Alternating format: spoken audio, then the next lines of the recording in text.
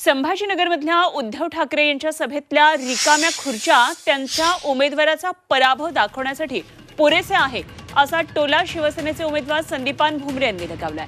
विकासाच्या मुद्द्यावर आम्ही बोलतो, त्यामुळे आमचा विजय हा निश्चित असल्याचं भुमरे यांचं म्हणणं आहे। प्रचाराच्या अखेरच्या दिवशी त्यांच्यासोबत बातचीत केली आहे आमचे प्रतिनिधी विशाल करोळे यांनी।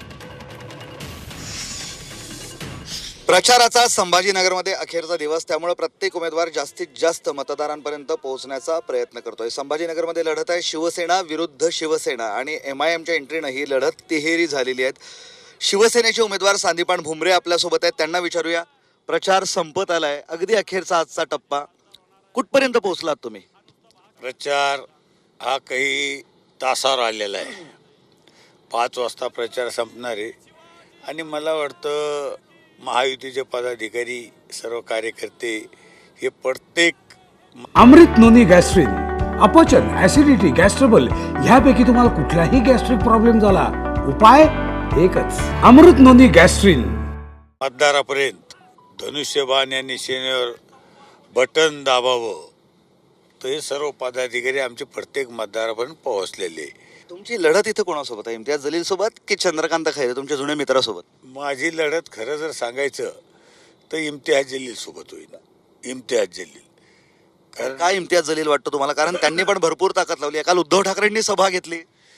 उद्धव ठाकरे साहेबांची सभा तुम्हीच मीडियामध्ये दाखवलेले, सगळ्या मीडियाने दाखवली की उद्धव साहेबांच्या याच्या आधीच्या सभा कशा व्हायच्या आणि उद्धव साहेबांची ही सभा कशी झाली हे तुम्हालाच माहिती आहे। त्याच्यामुळं उद्धव साहेबांच्या सुद्धा लक्षात आलं की याच्या अगोदर सुद्धा त्यांनी सभा घेतल्या TV सेंटरला वगैरे, तिथं सुद्धा हीच परिस्थिती झाली आणि काल सुद्धा त्यांच्या सभेला नागरिकांनी पाठ फिरवली। याच्यावरून आपल्याला कळतं की खैरे हा नंबर 3ला राहील।